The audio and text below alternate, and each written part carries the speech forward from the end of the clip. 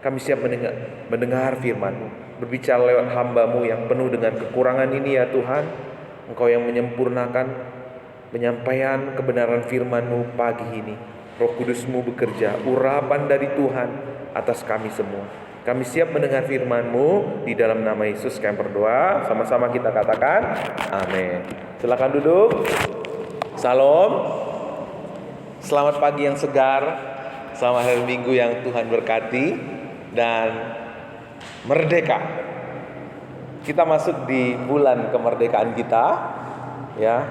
81 Dirgahayu Republik Indonesia. Nah, ini sangat berkaitan sekali dengan judul renungan kita, khotbah kita pagi hari ini dalam seri khotbah kita yang ke-5, Bapak Ibu. Judulnya apa? Mari kita baca sama-sama. Allah berdaulat atas sejarah kehidupan. Apa yang tadi kita baca dari Hakim-Hakim 5 ayat yang pertama sampai selesai, itu adalah nyanyian Deborah. Itu adalah ungkapan hati seorang Deborah. Jadi Deborah menyanyi, Deborah memuji Tuhan, Deborah menyembah Tuhan. Itu sebagai sarana buat Deborah, buat bangsa Israel untuk mengingatkan dirinya akan keselamatan yang Tuhan sudah nyatakan buat mereka, akan anugerah yang Tuhan sudah nyatakan buat bangsa Israel. Jadi Bapak Ibu, nyanyian itu di dalam khotbah, di dalam ibadah kita apa yang paling penting? Banyak orang berkata, khotbah Pak, firman Tuhan, nyanyian juga penting. Jadi dalam khotbah ibadah kita, kalau kita belajar sebelum seri khotbah tentang hakim-hakim, semua liturgi ibadah kita itu penting. Nggak bisa kita bilang, Pak, ini masih puji-pujian, ntar saya datangnya pas mau firman aja gitu ya. Karena puji-pujian itu adalah mengingatkan diri kita tentang keselamatan, anugerah yang Tuhan sudah kerjakan buat kita. Waktu kita bernyanyi, kita sedang menerapkan apa yang Martin Luther bilang, mengkhotbahkan Injil kepada diri kita. Lewat nyanyian-nyanyian yang kita naikkan, puji-pujian, penyembahan, kita sedang mengkhotbahkan Injil kepada diri kita. Makanya waktu kami dulu duduk di STT, Bapak Ibu tahu orang Korea ya. Orang Korea itu mengajak kita itu untuk menyanyi. Kamu berapa kali menyanyi satu hari? Paling Pak kita nyanyi pas ibadah doang. Kamu berapa kali? Paling kita nyanyi 2 atau 3. Nah, betapa penting kita itu mengingatkan Injil lewat nyanyian. Jadi kalau bisa, kamu kalau mandi nyanyi, sebelum makan nyanyi gitu ya. Waktu perjalanan nyanyi. Nah, karena bernyanyi itu baik buat kita ya, mengingatkan diri kita tentang Injil. Nah, kenapa setiap 17 Agustus kita merayakan atau memperingati hari kemerdekaan, Bapak Ibu? Kenapa? Untuk mengingatkan diri kita, untuk menyadarkan diri kita bahwa Indonesia bisa merdeka, itu bukan karena kehebatan para pejuang kita. Karena pejuang kita itu terkenal dengan apa? Perjuangan bambu runcing melawan tentara Jepang yang begitu kuat. Mereka dengan persenjataan yang lengkap, dengan peralatan yang lengkap, dengan latihan yang lengkap. Sedangkan para pahlawan kita mungkin tukang angon, mungkin budak pada waktu itu, mungkin hanya seorang petani pada waktu itu. Tapi kok bisa negara kita bisa menang melawan penjajah? Satu kesimpulan, kalau bukan Tuhan yang menganugerahkan, nggak mungkin kita bisa merdeka. Jadi kita merayakan kemerdekaan supaya kita mengingatkan, bangsa Israel mengingat kita ini merdeka, ini anugerah Tuhan. Sesuai dengan apa Bapak Ibu? Isi undang-undang dasar kita ya, bahwa kemerdekaan adalah anugerah dari Tuhan gitu ya. Kalau kita menyadari kemerdekaan itu anugerah dari Tuhan, berarti apa? Kita patut bersyukur. Kita patut mengungkapkan syukur. Dengan cara apa kita mengucap syukur? Kita membangun bangsa kita, kita merawat bangsa kita, kita memajukan bangsa kita. Ya. Demikian juga ketika Deborah menyanyikan nyanyian kemenangan, Deborah sedang mengajak bangsa Israel dan juga mengajak kita hari ini untuk kita mengingat, hari ini kita bisa menjadi anak Tuhan. Hari ini kita bisa ada di gereja ini. Hari ini kita bisa menikmati kebersamaan dengan keluarga kita. Itu semua anugerah dari Tuhan. Kita dibenarkan, kita dilayakkan. Itu semua bukan karena kita lebih hebat, lebih baik, tapi karena ada anugerah yang begitu indah, anugerah yang begitu ajaib, yang membuat kita menjadi anak-anak Allah. Sehingga hati kita melimpah dengan syukur. Kita melayani, kita bekerja, kita melakukan segala sesuatu dengan limpah rasa syukur di dalam hati kita. Nah, bagaimana kita bisa menaikkan pujian seperti Deborah? Bagaimana kita bisa menjadi orang-orang yang sungguh-sungguh menyadari, mengingatkan diri kita, menyadarkan akan kita melalui puji-pujian yang kita naikkan. Ya, nyanyian pujian sebagai sarana kita untuk mengingatkan akan Injilnya yang telah menyelamatkan kita sehingga hati kita penuh dengan rasa syukur. Nah, mari kita belajar dari bangsa Israel zaman Deborah, bagaimana mereka sungguh-sungguh menaikkan pujian itu, bukan sekedar orang nyanyi, saya juga nyanyi. Orang komat kamit mulutnya memuji Tuhan, saya juga ikut komat kamit mulutnya memuji Tuhan. Nah, pujian Deborah ini lahir dari pengalaman mereka akan Tuhan. Akan apa? Kedaulatan Tuhan. Yuk kita lihat apa kedaulatan Tuhan. Yang pertama, Allah pada hari itu, dikatakan Bapak Ibu, Allah pada hari itu menundukkan Yabin Raja Kanaan. Siapa Yabin? Yabin itu adalah Raja Hajor, kota terbesar, terkuat di Kanaan. Hajor disebut sebagai kepala semua kerajaan, pusat politik dan militer Kanaan. Jadi Yabin itu bukan raja kaleng-kaleng. Yabin itu adalah raja di atas raja. Dialah penguasa. Ya, koalisi raja-raja itu ada di bawah Yabin. Jadi bukan raja yang biasa, raja yang hebat. Mungkin Bapak Ibu berkata, Pak, kan Yabin bukan anak Tuhan, kan Yabin bukan orang percaya, kenapa dia bisa melesit? Kenapa dia begitu hebat kekuasaannya, terkenal dengan 900 kereta kuda besi? Kok bisa? Nah, sering sekali ini menjadi pertanyaan-pertanyaan di dalam hidup kita, Bapak Ibu. Pak, saya ini cinta Tuhan, saya ini mengasihi Tuhan, tapi kenapa orang-orang itu lebih hebat, sepertinya lebih diberkati? Yesus juga bilang ya, gandum dan ilalang gitu ya. Kok ilalang itu enggak ditanam, sekonyong-konyong kok tumbuhnya lebih tinggi daripada gandum? Kenapa Bapak Ibu? Ini sering sekali menjadi pertanyaan di dalam hidup kita. Kadang-kadang membuat orang akhirnya mundur.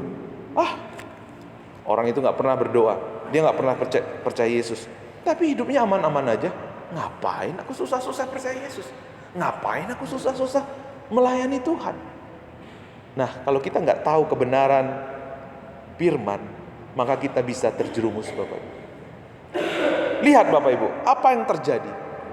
Yabin itu memang hebat, Yabin itu memang luar biasa, tapi Yabin Tuhan izinkan meningkat, Yabin bertumbuh, Yabin berkuasa. Untuk apa Bapak Ibu? Untuk membawa umatnya mengenal kuasa. Karena di setiap generasi hakim-hakim ada 7 kali siklus dosa yang mereka putar-putar di sana. Satu yang Tuhan ingin kerjakan, Bos, di setiap generasi mereka tidak hanya tahu, tetapi mengalami. Karena udah terlalu banyak orang hanya tahu tentang Tuhan. Karena hanya pengalaman pribadi dengan Tuhan yang akan menjadikan setiap pujian kita bukan hanya kata-kata yang keluar dari mulut kita, tapi sungguh-sungguh pujian yang memiliki kuasa membawa kita makin dekat dengan Tuhan, membawa kita makin indah, menikmati keindahan Tuhan. Mengapa banyak orang tidak menikmati kuasa pujian? Orang nyanyi, Pak, saya juga nyanyi. Sambil nyanyi gini-gini ya, sambil nyanyi gitu ya. Kenapa ada orang yang sampai pujian itu bertipu begitu punya kuasa dalam hidupnya? Kenapa? Dia memiliki pengalaman dengan Tuhan. Tapi orang yang gak mengalami pujian, kuasa Tuhan, mengalami Tuhan, maka pujian itu hanya sekedar nyanyi-nyanyian. Oh, kita kan memang ibadah, Pak. Kita kan memang orang Kristen, Pak. Ya lagu-lagunya Kristen juga gitu. Nah, saudaraku yang dikasihi Tuhan, Yabin Tuhan izinkan berkuasa, bertumbuh ada, supaya generasi umat Israel mengalami dan melihat bagaimana Tuhan lebih berkuasa dari segala kuasa yang ada di dunia. Gandum, ilalang Tuhan izinkan ada di tengah-tengah gandum, supaya apa? Hati umatnya itu murni di hadapan Tuhan. Bukan lagi berpusat kepada kepentingan kita, bukan lagi berpusat kepada diri kita, tapi berpusat kepada Tuhan.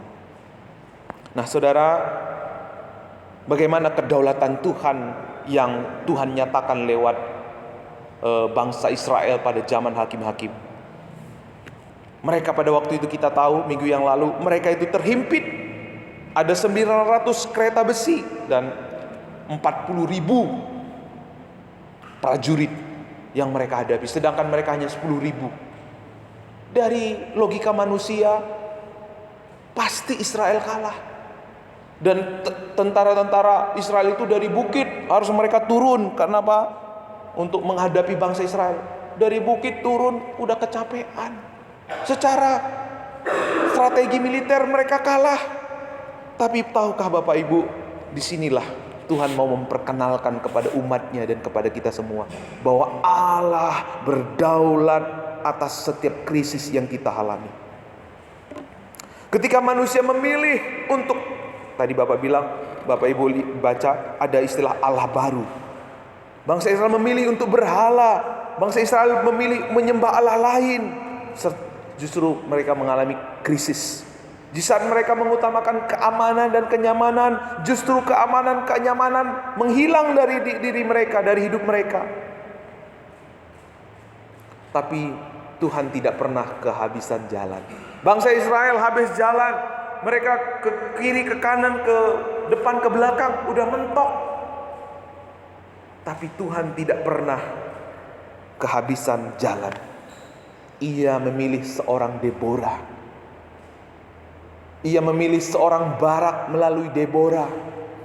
Ya, ia menggerakkan Sisera ke Siron, menyerahkan Sisera, panglima yang begitu disegani, panglima yang begitu ditakuti, takluk lewat seorang perempuan, ibu rumah tangga, namanya Yael. Jadi jangan anggap remeh ya dengan ibu-ibu rumah tangga ya. Ada istilah the power of mak-mak, itu bukan main-main Bapak Ibu. Pada zaman Deborah sudah terbukti ya. Kita lihat sebelumnya zaman Ehud. Ehud itu 80 tahun bangsa Israel itu aman. Itu membuat mereka bersandar kepada apa? Pemimpin. Mereka akhirnya lupa bersandar kepada Tuhan. Tapi justru di Hakim-Hakim 4 dan 5 ini Tuhan membangkitkan seorang perempuan yang notabene tidak diperhitungkan oleh bangsa Israel, yang notabene dianggap nggak diperhitungkan pada zaman itu. Nah, justru Tuhan membangkitkan ibu rumah tangga, mematokkan patokan kemah ke kepala Sisera, sehingga Sisera mati. Jadi saudaraku yang dikasih Tuhan, Allah berdaulat atas krisis. Kita juga melihat bagaimana Allah berdaulat atas segala sesuatu. Ya, kalau kita baca tadi Bapak Ibu, ya, ada istilah gunung meleleh. Apa itu gunung meleleh? Ketika peperangan terjadi, di situ terjadi Tuhan turunkan hujan, Bapak Ibu. Sehingga apa? Jalannya becek. Bapak Ibu bisa bayangkan, kalau jalannya becek, apa yang terjadi dengan kereta besi? Rodanya itu tertahan oleh becek, oleh lumpur. Tuhan pakai 3 hal yang tidak terpikirkan oleh manusia. Tuhan pakai alam, Tuhan menurunkan hujan lebat, ya, sehingga sungai Kishon itu banjir. Lalu Tuhan pakai apa? Wanita, Deborah dan Yael yang lemah, Barak yang terkesannya penakut, Bapak Ibu. Lalu Tuhan juga pakai patok tenda. Siapa yang menduga patok tenda itu bisa menjadi senjata yang menghentikan seorang panglima yang terhebat pada waktu itu? Nggak terpikirkan. Tapi di tangan Tuhan, apapun bisa menjadi senjata yang hebat. Bapak Ibu masih ingat tentang seorang Musa. Tuhan, aku ini nggak pinter ngomong. Gimana aku bisa membawa bangsa Israel keluar dari tanah Mesir, menghadapi raja Mesir yang hebat? Tuhan bilang apa? Apa yang ada di tanganmu. Sering sekali waktu kita melayani Tuhan, diperhadapkan dengan panggilan melayani Tuhan, kita sering, Tuhan, aku ini gak bisa apa-apa. Aku ini gak punya apa-apa. Aku gak punya keahlian. Aku gak punya harta. Aku gak punya orang-orang yang mendukung aku. Nah, kita belajar hari ini dari bangsa Israel. Apapun di tangan Tuhan menjadi sesuatu yang indah. Apapun kalau di tangan Tuhan menjadi senjata yang luar biasa. Karena kemenangan kita bukan karena alat yang kita gunakan. Kemenangan kita bukan karena keahlian yang kita miliki. Kemenangan kita bukan karena apapun dari dunia ini. Kemenangan kita karena Tuhan yang ada di pihak kita. Karena Tuhan yang berperang kepada kita. Kalau kita tahu kebenaran ini Bapak Ibu, maka kita tidak lagi akan ragu-ragu untuk terlibat dalam pekerjaan Tuhan. Ya, bahkan Bapak Ibu berkali-kali di mimbar ini diingatkan bahwa Tuhan justru memilih orang yang merasa tidak mampu. Justru orang yang merasa mampu melayani Tuhan itu bahaya. Karena waktu ada pencapaian, dia akan memegahkan diri. Waktu tidak ada pencapaian, dia akan mengkambing hitamkan orang lain. Ini kan si anu ini kurang becus ini. Ini kan si anu nih yang buat begini semua. Nah, kalau udah seperti ini, kita tidak punya mental sebagai pemenang. Dari mental kita aja udah kalah. Apalagi untuk meraih kemenangan. Maka kita cenderung akan melupakan Tuhan. Kita lihat pasal 5 ini Bapak Ibu adalah nyanyian yang begitu luar biasa. Deborah menulis nyanyian ini bukan untuk menceritakan, oh mereka hebat, oh kami bisa, Barak dan Deborah tidak menggunakan pelayanan untuk mengangkat harga dirinya. Barak tidak menggunakan pekerjaan Tuhan yang dia gunakan untuk men-show-up dirinya. Tapi Barak dan Deborah menulis nyanyian ini untuk memuliakan nama Tuhan. Karena Tuhanlah yang menggerakkan Deborah, Tuhanlah yang menggerakkan seorang Barak, Tuhanlah yang menggerakkan Sisera untuk turun ke Kishon, Tuhanlah yang menggerakkan seorang perempuan Yael yang tinggal di luar perkemahan bangsa Israel.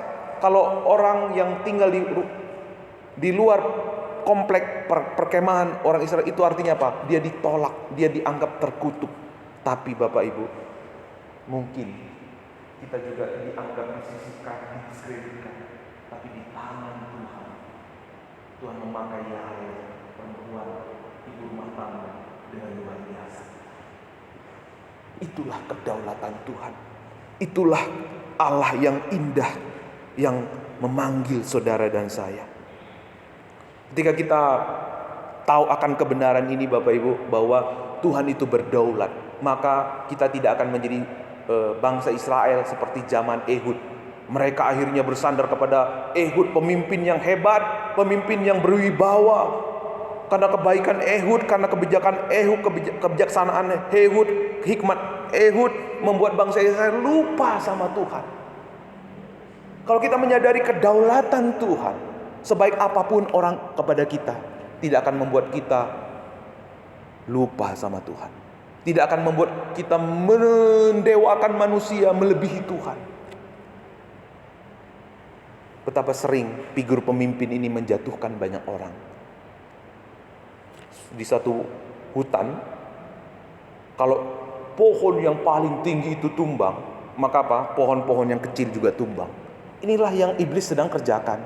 Pemimpin-pemimpin yang begitu hebat, betapa banyak pemimpin-pemimpin hebat yang jatuh tergeletak. Hanya satu pemimpin yang kita tidak dari awal sampai akhir, salah satu Bapak Ibu, yaitu Bill Graham. Dialah pendeta baptis. Dari awal sampai akhir dia tidak punya cacat celah. Tapi beberapa pendeta-pendeta yang begitu hebat kelihatannya, gitu karismatik, jatuh. Pengikut-pengikutnya pun jatuh. Karena itulah cara iblis. Tapi kalau iman kita bukan bersandar kepada figur pemimpin, maka meskipun pemimpinnya mungkin tidak setia, kita akan tetap setia. Nah, saudaraku yang dikasihi Tuhan, Tuhan pakai orang tua kita. Tuhan pakai orang-orang yang mungkin baik di dalam hidup kita. Tapi kita tidak akan pernah mengkultuskan manusia. Kita akan mengarahkan hati kita tetap kepada Tuhan. Karena kebaikan yang kita terima lewat manusia sebaik apapun, itu karena Tuhan yang menggerakkan mereka. Karena apa Bapak Ibu? Tuhanlah yang berdaulat. Tuhanlah yang menjadi pahlawan kita. Tuhanlah yang berperang buat kita. Jadi kalau kita tahu Allah berdaulat, juga bukan berarti membuat kita apa? Membuat kita menjadi pasif. Kan mungkin akhirnya kan orang berpikir gini, kan Tuhan itu Pak, Dia berdaulat, Dia maha kuasa, Dia bisa melakukan apa aja, gitu ya. Akhirnya kita berpangku tangan, berdiam diri. Tidak Bapak Ibu, kedaulatan Allah tidak membuat kita untuk berpangku tangan, tidak membuat kita menjadi orang yang pasif. Justru kalau kita tahu Tuhan berdaulat, maka kita akan apa? Kita akan merespon panggilan Allah. Kalau Bapak Ibu lihat di nats ini, ada dua respon panggilan Tuhan. Yang pertama, di ayat 13. Turunlah para bangsawan yang terluput, umat Tuhan turun baginya sebagai pahlawan. Kita melihat bagaimana respon para bangsawan. Beberapa bangsa-bangsa dari keturunan daripada Yakub itu merespon sebagai pahlawan. Tapi di ayat 23, kutukilah kota Meros, firman malaikat Tuhan, kutukilah habis-habisan penduduknya, karena mereka tidak datang membantu Tuhan sebagai pahlawan. Jadi ada dua respon di sini. Ada dua respon. Satu, mereka menyambut panggilan Tuhan. Yang kedua, mereka tidak datang membantu Tuhan. Nah, tanda petik ya Bapak Ibu ya, apakah Tuhan itu perlu bantuan kita ya? Tuhan bisa menyelesaikan pekerjaannya, tapi Ia mau kita terlibat. Seperti Bapak Ibu ya, kita bisa mengerjakan pekerjaan ini sendiri, pekerjaan rumah sendiri. Ibu-ibu misalnya ya, bisa ngerjain, masak, ngepel, nyuci gitu ya. Tapi ketika suaminya membantu, apa yang terjadi? Istrinya makin bahagia. Benar ya ibu-ibu ya? Ada sukacita, ada keindahan. Inilah yang Tuhan ingin tunjukkan kepada kita. Tuhan bisa mengerjakan segala sesuatu dengan tangannya. Ia bisa menyelesaikan dengan sendiri. Tetapi Bapak Ibu, Ia mau kita berpartisipasi. Ia mau kita terlibat. Karena apa? Tuhan mengasihi kita. Dia ingin selalu bersama-sama dengan kita. Demikian juga, kalau kita mengasihi Tuhan, kita pun ingin selalu terlibat dalam pekerjaan Tuhan. Kedaulatan Tuhan, Bapak Ibu, ingat, bukan berarti meniadakan tanggung jawab kita. Orang percaya pasti selalu rindu berpartisipasi dalam pekerjaan Tuhan.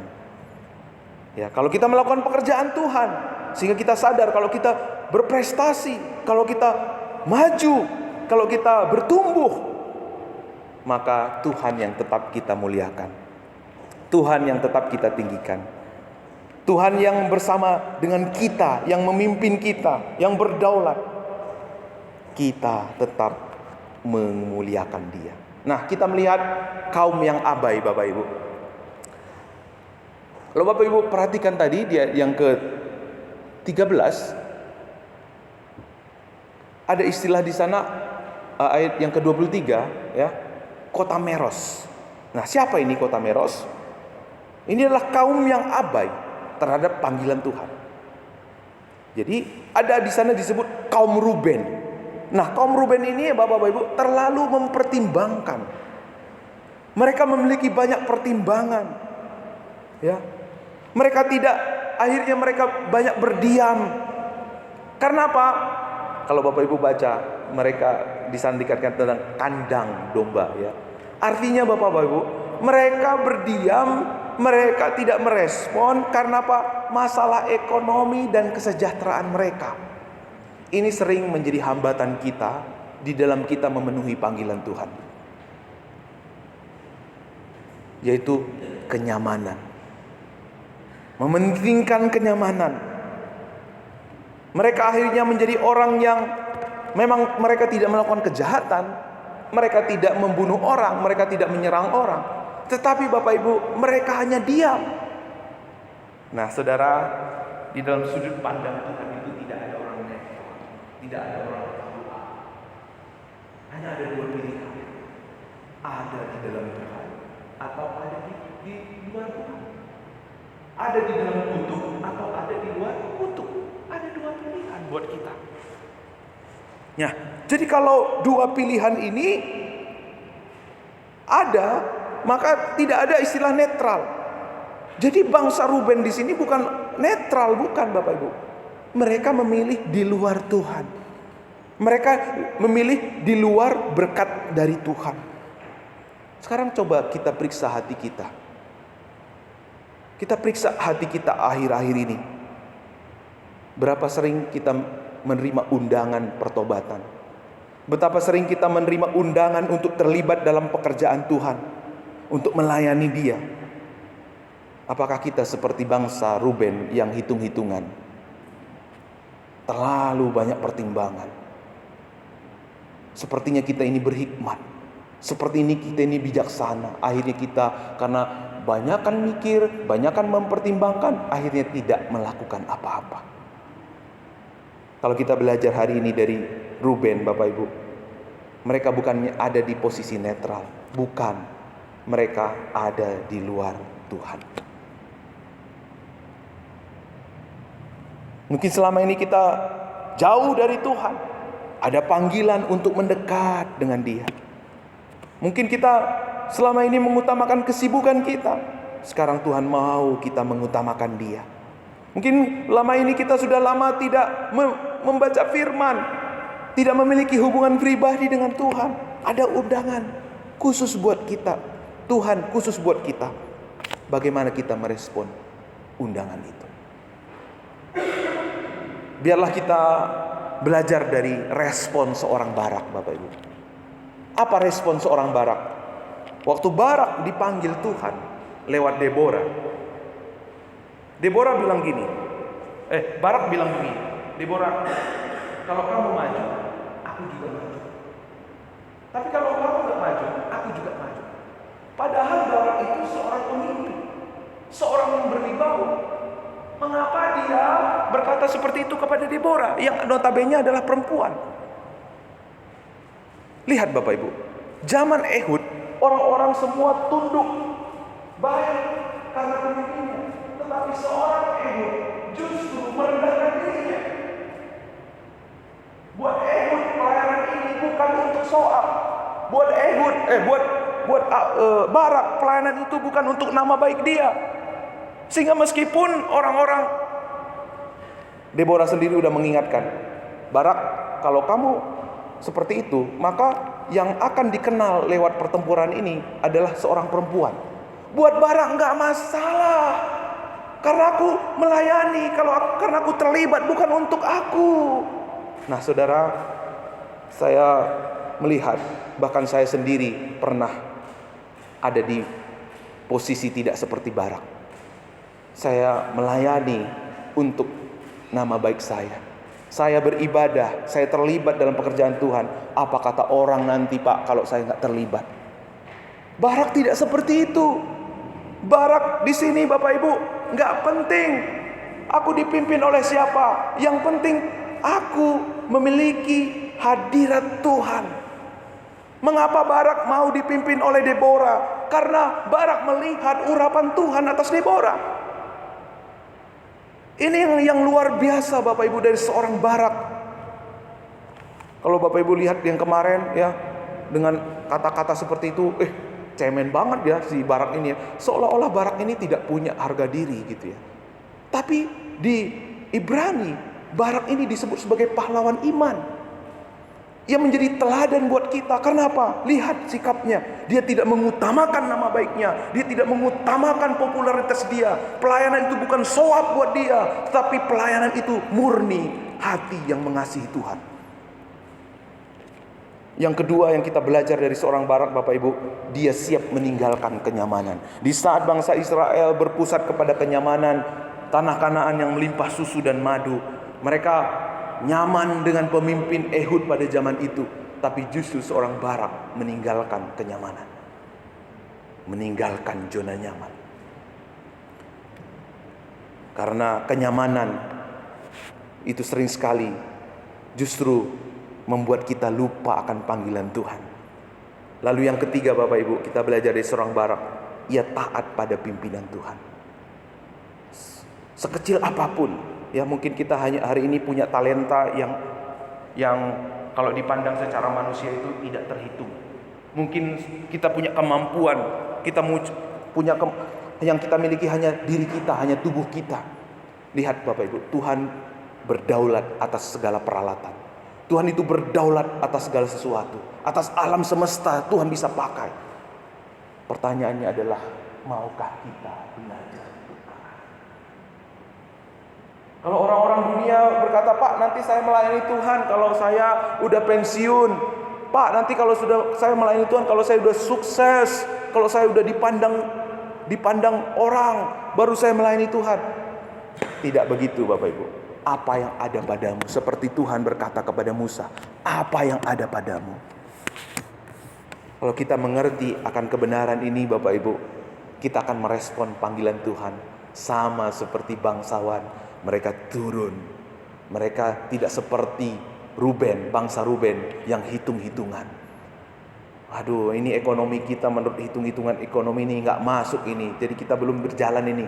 Nah, saudara, kalau kita punya mental seperti itu, kita tidak sedang mempersiapkan hidup kita untuk membuat sejarah. Kita sedang mempersiapkan diri kita sama seperti dunia ini. Yang terakhir Bapak Ibu, akhir dari kefasikan manusia. Dikatakan ayat 31, semoga semua musuhmu binasa ya Tuhan, tetapi orang yang mengasihinya bagaikan matahari terbit dalam kemegahannya. Musuh-musuh pasti akan binasa. Mungkin saat ini bagaimana pandangan kita terhadap ketidakadilan? Pak, orang ini terlaluan sekali Pak. Kok dia tetap hidup sih gitu ya? Mungkin kita komplain seperti itu. Lihat saudara, pada akhirnya musuh akan binasa. Pada akhirnya ilalang akan dibakar. Mata Tuhan tidak tertidur. Dia terus bekerja. Tidak ada tersembunyi, tidak ada yang sia-sia. Seperti Tuhan membuat Sisera dan Yabin, demikian dia akan nasib musuh-musuhnya. Mungkin saat ini kita belum bisa melihat, tapi setiap cerita hidup kita akan memiliki akhir yang berbeda. Antara orang yang merespon panggilan Tuhan dengan orang yang tidak mau bertobat, dengan orang yang hanya mementingkan kenyamanan dan dirinya sendiri. Pasti akhirnya akan berbeda. Tenang aja, Tuhan bekerja kok. Tetap pandang Dia. Nah, karena itu Bapak Ibu, bagaimana dengan kita? Apakah kita adalah orang yang merespon setiap panggilan firman-Nya? Kalau setiap khotbah didengar, apakah ada hati yang bertobat? Atau kita berpikir firman Tuhan ini untuk orang, untuk si A, untuk si B gitu ya? Apakah kita sama seperti Ruben, terlalu banyak, suku Ruben yang terlalu banyak pertimbangan? Apakah kita berkata ya pada undangan Tuhan, atau kita memilih netral? Tuhan ingin kita ada di pihaknya. Nah, saudaraku, untuk supaya kita ada di pihak Tuhan, Tuhan sudah memberi kita jalan. Kalau lewat peristiwa ini Tuhan menunjukkan kepada kita bagaimana seorang Deborah, seorang Yabin, seorang Barak, tentara Israel yang tidak memiliki peralatan yang lengkap, Tuhan pakai untuk menyatakan kedaulatannya dan mereka menang. Ada peristiwa yang lebih hebat lagi yang seharusnya membuat hati kita berkata kepada Tuhan, Tuhan, aku mau terlibat dalam sejarah yang Kau buat. Lewat apa Bapak Ibu? Lewat kematian Tuhan kita Yesus Kristus. Dialah pahlawan sejati. Dia tidak hanya meninggalkan zona nyamannya. Dia tidak hanya seperti Barak Bapak Ibu. Dia meninggalkan kenyamanannya di sorga. Dia turun ke dunia, direndahkan lebih rendah dari siapapun yang ada di dunia. Dia turun ke dunia karena ia mengasihi Bapaknya. Kita sering tidak konsisten. Kalau kita mau jujur, kita sering egois. Kita sering sekali mementingkan diri kita. Tapi puji Tuhan Bapak Ibu, di atas kayu salib Tuhan membayar setiap ketidakadilan itu. Melalui iman, melalui kasih Kristus, keadilan dan kasih Kristus yang nyata di atas kayu salib. Dia menjadi pahlawan sejati kepada kita. Dia menanggung kutuk kita. Dia menyatakan kasih dan keadilannya di atas kayu salib. Di sana Bapak Ibu kita punya jalan untuk kita terlibat dalam sejarah yang Tuhan sedang kerjakan di dunia ini. Di salib Yesus pahlawan kita yang sejati, berdosa, berkorban dan menanggung hukuman-hukuman murka untuk dosa kita. Dia dengan gagah berani dan dengan kerapuhan menjalani kematiannya, namun ia bangkit mengalahkan maut. Ia menegakkan keadilan Allah, tapi juga ia menyatakan kasih Allah yang memungkinkan kita yang tadinya musuh menjadi sahabat-sahabat Allah. Sudahkah kita setiap hari merenungkan akan kasih-Nya dan kebenaran-Nya? Atau mungkin kita terlena dengan keindahan dunia? Di dalam Kristus, Tuhan bekerja di balik setiap cerita hidup kita. Mungkin hari ini kita memiliki kehidupan yang lika-liku, penuh dengan lika-liku. Bahkan saat kita menghadapi kematian, tangan Tuhan tidak pernah melepaskan kita. Bahkan hidupnya menjadi hidup kita. Mari kita tunduk kepala.